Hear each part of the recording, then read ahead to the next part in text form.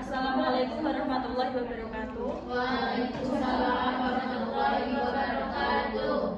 Kami dari kelompok SD Islam Sunan Agung 2 akan mempresentasikan tentang hasil diskusi kami, yaitu topik 4 ruang kolaborasi, prinsip pengajaran dan asesmen 1. Perkenalkan, saya juga Uswatun Hasanah dan ada Endah Tripuspitaningrum, ada Hafidatul Ulia, Hana Sari, lalu Janul Aini, dan Anda Aulia Safitri.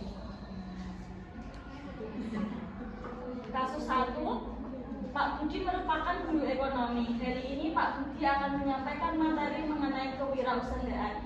Sekolah Pak Budi terletak di daerah dataran tinggi dan peserta didik Pak Budi sebagian besar memiliki orang tua yang bermata pencaharian petani. Bagaimana kegiatan dan tugas yang sebaiknya diberikan oleh Pak Budi? Diskusikanlah kasus tersebut dengan pendekatan culturally responsive teaching atau CRT. Nah, pendekatan culturally responsive teaching atau CRT merupakan pendekatan pembelajaran yang menggunakan konteks sosiokultural peserta didik yang mencakup kebiasaan sehari-hari, bahasa lokal, latar belakang sosial budaya peserta didik. Pengintegrasian budaya ke dalam pembelajaran akan menciptakan pembelajaran tersebut menjadi pembelajaran yang bermakna bagi peserta didik. Peserta didik menjadi lebih mudah dalam mempelajari materi karena materi tersebut dikaitkan dengan suatu peristiwa yang bersifat kontekstual. Kemudian, berdasarkan kasus yang dialami oleh Pak Budi, hal yang harus dilakukan dengan menggunakan pendekatan CRT adalah yang pertama, mengenali peserta didik. Upaya awal yang dilakukan oleh Pak Budi dengan melakukan diskusi awal seperti menanyakan ke peserta didik seperti pertanyaan apakah ada yang pernah membantu orang tuanya bertani. Kemudian bisa juga Pak Budi dapat menggunakan informasi sekitar untuk melihat potensi daerahnya. Misalnya potensi daerahnya itu penghasil kentang. Yang kedua, mengaitkan budaya dengan materi peserta didik. Pak Budi mengaitkan materi kewirausahaan dengan budaya lokal di sekitar peserta didik. Setelah mengetahui banyak peserta didik yang membantu orang tua petani, Pak Budi mengajak mereka untuk melihat potensi sekitarnya. Misalnya jika Pak Budi melihat potensi sekitarnya itu penghasil kentang, maka Pak Budi mengajak peserta didik berdiskusi tentang bagaimana kentang itu dijadikan sebagai produk seperti keripik kentang atau olahan lainnya. Pak Budi juga mengajarkan proses pemasaran produknya seperti cara memasarkan hasil tani yang sudah diolah atau membuat usaha kecil berkelanjutan. Kemudian yang ketiga, memberikan contoh tugas yang relevan. Pak Budi dapat memberikan tugas yang relevan dengan budaya daerah peserta didik. Sebagai contohnya, Pak Budi meminta peserta didik untuk membuat keripik kentang atau usaha sederhana kemudian dijualkan di sekolah. Dengan cara ini, peserta didik bisa belajar tentang proses produksi, perencanaan, dan pemasaran yang relevan dengan pengalaman mereka. Kemudian pada kasus 2, Bonar adalah seorang siswa bersuku Batak yang berasal dari Sumatera. Saat memasuki SMP, Bonar dan keluarganya pindah rumah ke daerah Cianjur. Sebagian besar siswa di sekolah ini berasal dari suku Sunda. Bonar merasa kesulitan untuk beradaptasi karena perbedaan budaya. Diskusikanlah cara guru untuk menciptakan lingkungan belajar yang aman, nyaman, dan berpihak pada peserta didik.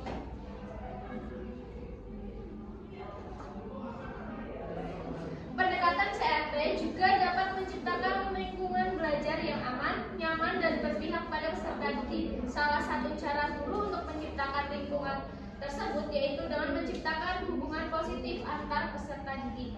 Hubungan antara peserta didik dengan dimanifestasikan dalam bentuk sikap saling menghargai apapun kondisi latar belakang mereka. Tidak boleh terjadi perundungan atau bullying antar sesama peserta didik yang mengakibatkan peserta didik yang dibully merasa rendah diri dan akhirnya menjadi tidak termotivasi dalam belajarnya. Guru harus menghargai setiap perbedaan dan karakteristik yang dimiliki oleh peserta didik. Berikutnya, hal yang dapat dilakukan guru terhadap Bonar adalah yang pertama yaitu menghargai keberagaman budaya. Guru dapat memberikan kesempatan kepada Bonar untuk bercerita tentang budayanya kepada teman-teman seperti tradisinya, makanan khas atau bahasanya. Peserta didik yang berasal dari Cianjur itu juga dapat mengajarkan atau menceritakan budaya Cianjur kepada Bonar agar Bonar juga dapat mengikuti pembelajarannya. Untuk hal ini tidak hanya dapat memperkenalkan budaya yang beragam, namun juga mendorong peserta didik untuk saling menghargai perbedaan budaya Indonesia. Untuk yang kedua yaitu mengaitkan materi pembelajaran dengan budaya lokal. Dalam pembelajaran, guru dapat mengaitkan materi pembelajaran dengan budaya lokal.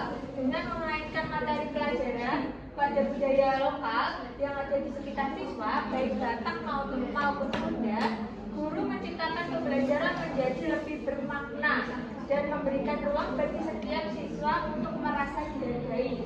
Bonar yang berasal dari suku Batak dapat melihat bahwa budaya yang ia bawa tidak hanya diterima tetapi juga dihargai sebagai bagian dari kekayaan budaya Indonesia. Hal ini membantu Bonar merasa lebih tenang dan diterima di lingkungan baru, dan teman-teman sekolahnya pun menjadi lebih terbuka untuk memahami keberagaman yang ada di sekitar mereka. Kemudian hal lain yang dapat dilakukan guru terhadap Bonar yaitu memberikan umpan balik positif. Umpan balik positif ini diberikan untuk menghargai kontribusi peserta didik dalam pembelajaran. Ketika peserta didik mengungkapkan ide atau pendapatnya, guru harus memberikan respon yang positif agar peserta didik lebih percaya diri untuk berbicara di depan kelas. Kemudian hal lain yang dapat dilakukan yaitu menerapkan pembelajaran kolaboratif. Di sini pembelajaran kolaboratif itu dilakukan secara berkelompok. Jadi nanti Bonar dapat bergabung dengan kelompok lain yang memungkinkan untuk berinteraksi dengan siswa yang dari asalnya. Kemudian Bonar dapat mengikuti pengalaman dan kerjasama bersama teman kelasnya. Dengan pembelajaran kolaboratif, Bonar akan merasa lebih didukung dan beradaptasi dengan lingkungan barunya dan lebih terhubung dengan teman-temannya, sehingga dapat menciptakan kelas yang lebih nyaman dan aman di mana keberagaman budaya diterima dan dihargai. Baik, selanjutnya kasus yang ketiga yaitu selain kedua contoh kasus di atas, Anda juga dapat menceritakan kasus serupa yang pernah Anda temukan atau mungkin pernah Anda alami. Apakah Anda pernah menemukan kasus-kasus serupa, kemudian mungkin Anda pernah mengalami kesulitan karena perbedaan budaya. Anda dapat membagikan pengalaman Anda kepada rekan-rekan sebagai bahan diskusi. Nah, dari pelaksanaan praktek pengalaman lapangan 1 di SD 112, kelompok kami pernah menghadapi tantangan kebiasaan budaya di sekolah tersebut, di mana kebudayaan atau kebiasaan di SD Islam 182 adalah sekolah yang sangat islami, dimulai dari kebiasaan tadarus, kemudian pelaksanaan sholat duha berjamaah, pelaksanaan sholat zuhur berjamaah, kemudian terdapat juga pembacaan hadis-hadis yang dilakukan, kemudian terdapat juga kegiatan islami yang dilaksanakan di SD Sultan kedua.